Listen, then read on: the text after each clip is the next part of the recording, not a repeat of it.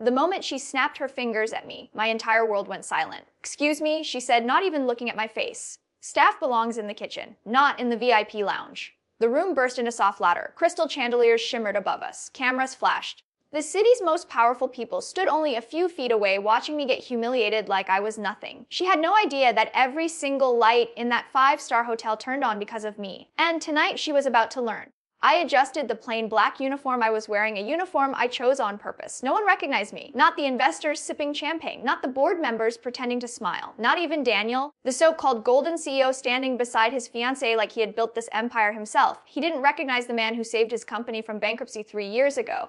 Funny how success rewrites memory. The engagement party was extravagant. White roses flown in from Italy, imported marble dance floor, a live orchestra playing near the grand staircase. Everything flawless, everything mine. But to them, I was just another staff member in black and white. "Are you deaf?" she snapped again, turning fully toward me this time. Her diamond ring sparkled under the chandelier. "Take those drinks to the kitchen and come back with clean glasses. And wipe that expression off your face. You're ruining the aesthetic." The aesthetic, I almost smiled. Around her, guests chuckled softly. One of Daniel's investors leaned toward him and whispered something that made him grin. Daniel finally looked at me. For half a second, our eyes met. No recognition, not even curiosity, just mild annoyance. "Babe, relax," he told her lazily. "Hey, staff, they're invisible." Invisible. That word hit harder than it should have, because once I wasn't invisible. 3 years ago, this hotel was drowning in debt. Daniel's father had built it from nothing, but after he passed away, Daniel nearly destroyed it with reckless expansions and ego-driven partnerships. Banks were seconds away from seizing the property. Investors were walking out, and Daniel, he was busy posting yacht pictures on social media. That's when I stepped in, not publicly, silently. Through a private acquisition deal no one bothered to read carefully. I bought the majority shares under a holding company Daniel signed over himself. He was too desperate to survive to notice who was saving him. I didn't care about credit. I cared about control. And tonight was the first time I'd walked back into my own property since the restructuring was complete. I wanted to see who they had become. Now I knew. "Alana," one of her friends whispered loudly, eyeing me up and down. "You should talk to management. The staff looks cheap." Alana, the CEO's fiancée, influencer, fashion icon, self-proclaimed queen of luxury, she stepped closer to me, lowering her voice. "If you don't move right now, I'll have you fired before dessert." Fired. From my own hotel. The orchestra music swelled as guests began moving toward the ballroom for the official announcement. Daniel grabbed a microphone. "Ladies and gentlemen," he began smoothly, wrapping an arm around Elena's waist. "Tonight isn't just about love.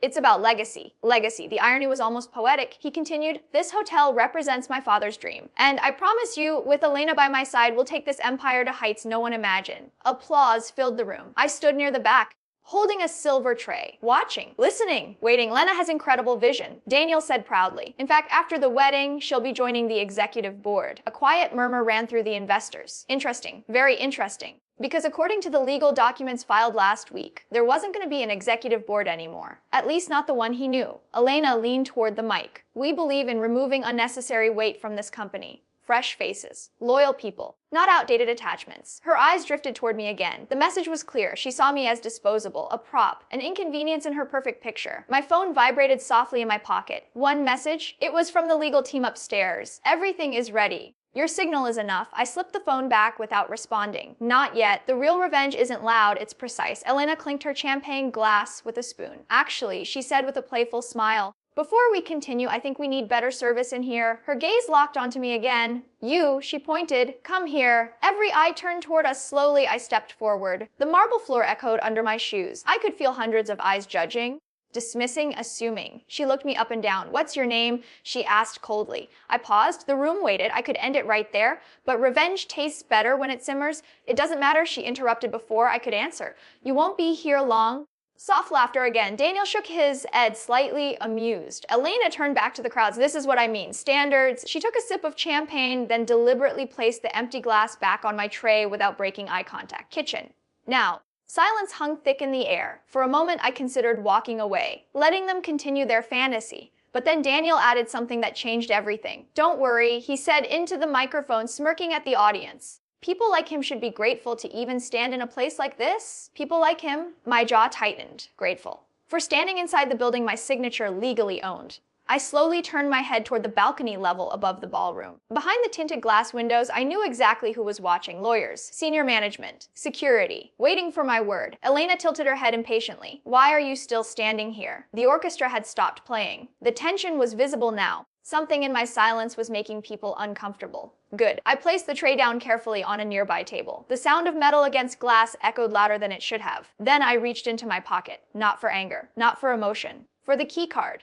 The master access key card, the one that overrides every lock in the building, including the executive office upstairs. Elena scoffed. Security. Two guards near the entrance shifted slightly. Daniel frowned, finally sensing something wasn't normal. I held up the key card between my fingers. Simple, black, minimal, but engraved on the corner was a single word, owner. The room felt unnaturally quiet. Daniel's face drained of color. Elena blinked, confused. And before anyone could speak, every screen in the ballroom flickered to life. The hotel's logo disappeared, replaced by a legal document. Acquisition confirmation. Majority shareholder transfer. Effective immediately. Gas spread across the room. Daniel slowly turned toward the screens.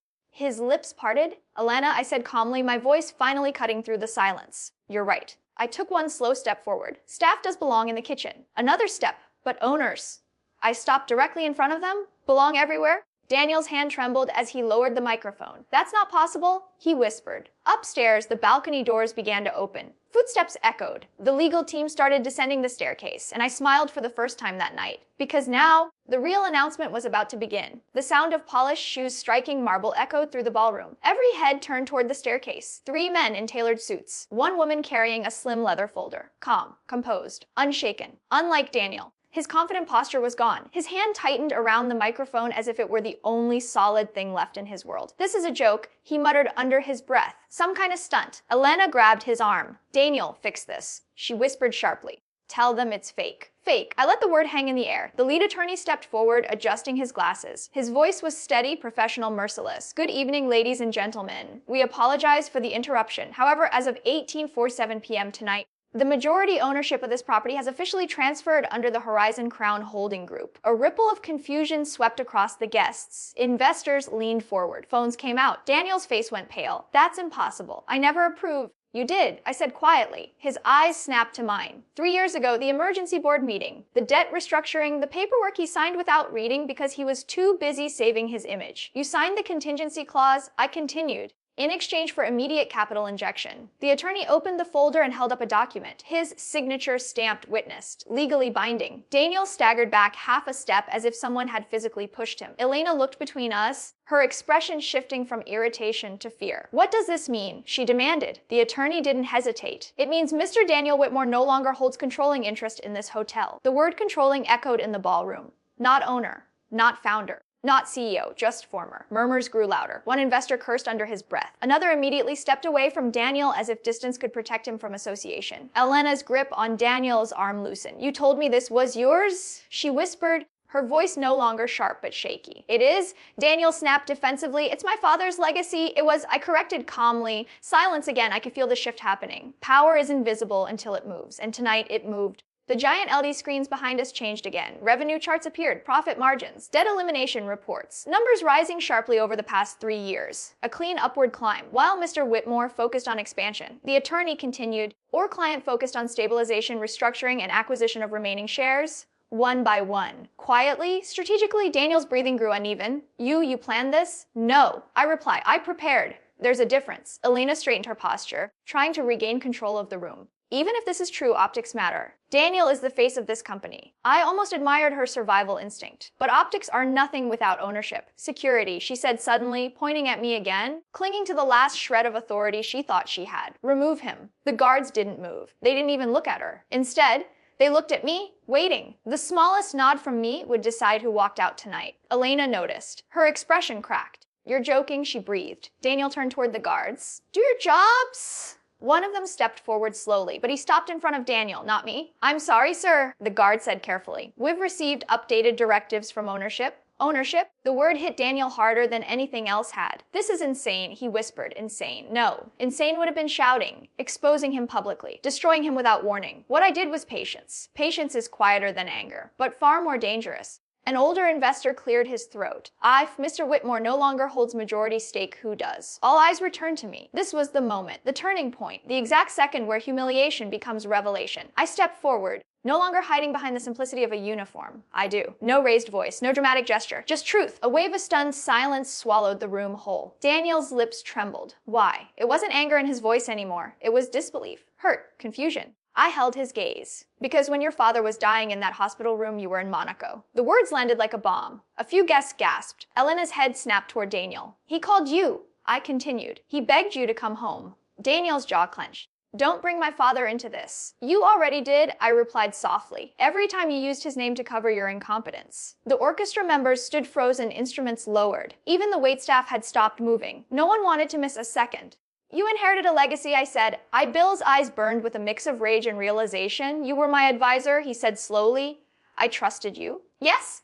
And you betrayed me. I shook my head. No, Daniel, I saved what you were about to lose. Alina stepped backward slightly, almost subconsciously distancing herself from him. The legal team moved closer now, forming a quiet wall behind me. Daniel looked around the room at the investors who once praised him, at the guests who once envied him. None of them were looking at him the same way anymore. Power had shifted and everyone felt it. What happens now? One board member asked nervously. I inhaled slowly. This was the part I had rehearsed 100 times in my head. Not the words, the control. Elena, I said calmly, turning to her. She straightened instantly. You wanted better service tonight. Her lips parted slightly. You wanted standards. The room held its breath. I took one deliberate step toward the center of the ballroom. Tomorrow morning, I continued, there will be structural changes. Daniel's heart was practically visible in his throat. And as for tonight, I paused, letting anticipation tighten like a wire pulled too far. Tonight, I said slowly, we're gonna have a different kind of announcement. The LED screens flickered again, not to financial reports this time, but to something else, something no one in that room expected to see. Daniel turned toward the screens first, and the color drained from his face completely. Lana, he whispered. Her fingers dug into his arm again. The ballroom lights dimmed slightly as the first image fully appeared. A document. No, not just a document. Evidence. And as the next slide began to load, I stepped closer to Daniel and lowered my voice so only he could hear. You should have read the fine print. The screen brightened. The crowd gasped. And that's when everything truly began to unravel. The first image was a contract, not the acquisition papers. Something else. A side agreement signed 6 months ago. Daniel's signature at the bottom. A quiet partnership deal with a competing luxury chain. A deal that would have slowly siphoned this hotel's premium clients into his private offshore venture. Gasps rippled through the ballroom. Investors leaned closer to the screens. Elena. Someone whispered from the crowd. She stared at the document like it was written in a language she didn't understand. Daniel stepped forward, shaking his head. That's confidential. That was strategic expansion without board approval. One investor shouted. Daniel snapped. The next slide appeared. Bank transfers, large sums diverted, not illegal, not technically, but unethical, self-serving, calculated. The kind of greed that destroys trust. Murmurs grew louder. Phones began recording openly now. Elena slowly removed her hand from Daniel's arm. You told me we were building something clean? She whispered. Daniel looked at her desperately. We were. This was leverage. Leverage. I repeated calmly. You leveraged your father's name. You leveraged investor trust. You leveraged staff salaries to protect your image. His fists clenched. You're twisting this? No, I said. I'm revealing it. The legal team distributed printed copies to key stakeholders in the front row. Paper rustled. Eyes widened. One of the senior investors, Mr. Hargrove, adjusted his glasses with trembling fingers. Daniel, you used operational reserves as collateral for a personal expansion plan. Daniel swallowed. It was temporary coverage. You gambled with our equity. Silence fell again, but this time it wasn't confusion. It was judgment. Elena stepped back another inch. The diamond ring on her finger no longer looked powerful. It looked heavy. I didn't know about this, she said quickly, almost defensively. Daniel handled the financial side. Daniel turned toward her, stunned. You were on every call.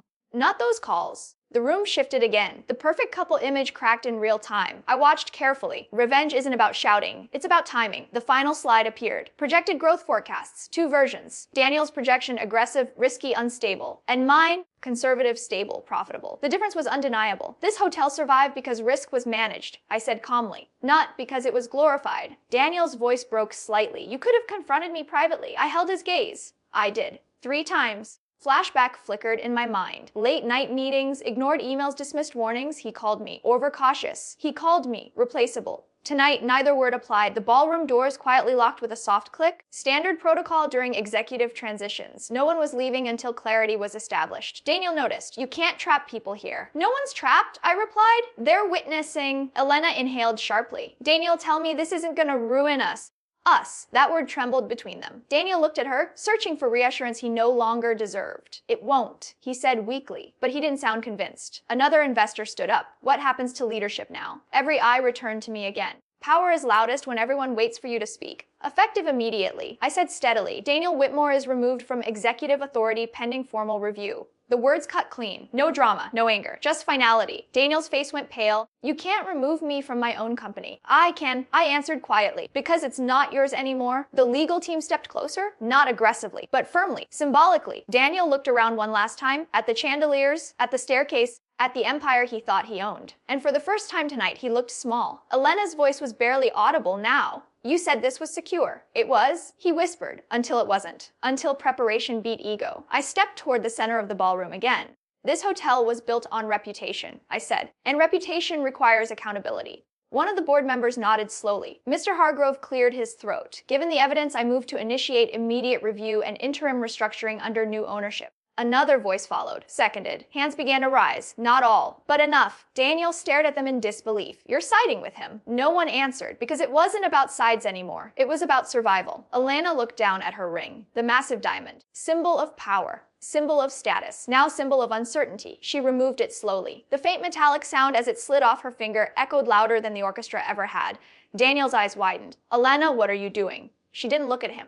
You told me you had control. I do? She placed the ring on the nearby table. Not anymore. A sharp inhale swept through the guests. Public, visible, irreversible. Daniel reached for her hand, but she stepped back. You should have told me the truth, she said softly. Truth, the one thing he avoided, and the one thing that destroyed him. The atmosphere had completely shifted now. This wasn't an engagement celebration anymore. It was an unveiling. Daniel turned toward me one last time. You planned this humiliation. I shook my head.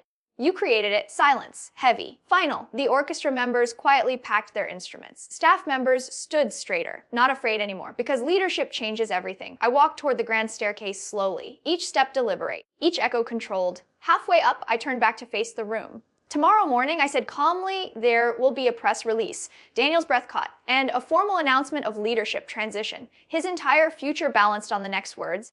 Alana, I added gently. She looked up at me uncertain. You wanted standards. A pause. The kind that tightens every muscle in the room. Well, I let the word linger. The tension stretched so tight it felt like glass about to shatter. Standards begin at the top, and as security stepped forward, not toward me, but toward Daniel, the ballroom doors unlocked. Cameras outside flashed through the glass. Press had arrived, right on schedule. Daniel slowly turned toward the entrance as the first reporters pushed inside. Microphones raised, questions already forming, his empire, his image, his engagement, all colliding at once. I watched from the staircase as chaos began to bloom below, and just before the first headline could be spoken out loud, Daniel looked up at me, desperate, and I gave him the same thing he gave me 3 years ago. Nothing. The first question from the press cut through the ballroom like a blade. Mr. Whitmore, is it true you've been removed from executive control? Flashbulbs exploded. Daniel blinked rapidly, trying to regain composure, trying to find the version of himself that always knew what to say. But tonight, the script wasn't his. This is being handled internally, he stammered. There's been a misunderstanding? Is it also a misunderstanding? Another reporter shouted that financial documents were just displayed showing unauthorized transfers. The crowd shifted, creating space between themselves and Daniel. Distance is powerful. It signals alignment without words. Elena stood frozen beside the table where she had left her ring. Cameras caught everything, the empty space on her finger, the dot in her eyes. I descended the staircase slowly, not rushed, not dramatic, controlled. When I reached the floor again, the room instinctively parted. Reporters noticed, their attention shifted. And you are. One of them asked, microphone tilting toward me. Daniel's jaw tightened. He knew what was coming. I didn't raise my voice. I'm the majority shareholder of this hotel. A pause. Long enough for the sentence to land. Long enough for reality to settle. Effective tonight, I've assumed full executive authority. Questions erupted instantly. Were you operating behind the scenes this entire time? Did Mr. Whitmore know about the transfer clause? Is this a hostile takeover? Hostile, interesting word. I looked directly into the nearest camera. It's not hostile, I said calmly. It's responsible. Silence followed. 3 years ago, this property was weeks away from collapse. Tonight, it stands debt-free, profitable, and expanding. That didn't happen through ego. It happened through discipline. Daniel clenched his fists. You're making me look like a villain. I turned to face him fully. You did that yourself. The words weren't loud, but they didn't need to be. Elena finally stepped forward, her voice steadier now, calculated. Are you planning to press charges? She asked me quietly, off mech smart. She was already thinking ahead. Not tonight, I replied. Daniel looked at me sharply. What does that mean? It means I said evenly, giving you the opportunity your father would have given you. That caught him off guard. You'll step down publicly, I continued. You'll admit mismanagement. You'll cooperate with the restructuring. And if I don't? He asked. The room felt smaller, tighter. I gestured subtly toward the screen still glowing behind us. There's more. Not threats. Facts. Daniel's shoulders dropped slightly. For the first time, I saw something genuine in his eyes. Regret. The board members began gathering near the front, speaking quietly with the legal team. Mr. Hargrove approached me. You handled this strategically, he admitted. What's your vision moving forward? That was the real question. Not about Daniel. Not about scandal. About future, my vision. I said clearly. Stability, transparency, growth built on integrity. Simple words, heavy meaning. Executive bonuses will be restructured. Staff salaries will increase next quarter. And the expansion plan will focus on sustainable luxury, not reckless branding. A few nods followed. Investors respond to confidence. Staff respond to fairness. Daniel let out a bitter laugh. You think they'll follow you just like that? I met his gaze. They already are. He looked around again, and this time he saw it. The shift wasn't forced. It was natural. Earned. Elena picked up the engagement ring slowly and walked toward Daniel. For a second, it looked like she might put it back on. Instead, she pressed it into his palm. I aligned myself with power, she said quietly. Not illusion. It was cold. Honest. Daniel stared at the ring as if it might rewind time. It didn't. Reporters swarmed him again. As the engagement off. Will you resign? He opened his mouth, but nothing came out, because there was nothing left to defend. I stepped slightly away from the chaos, giving him space. Revenge isn't about destroying someone completely. It's about removing the illusion they hide behind. Security approached him gently, not aggressive. Just guiding, sir. We need to move to a private area. Daniel looked at me one last time. You could have told me, he said quietly. I tried. He nodded once, slowly, then allowed himself to be escorted away. The ballroom felt different now, lighter, like a storm had passed. Elena remained standing near the center,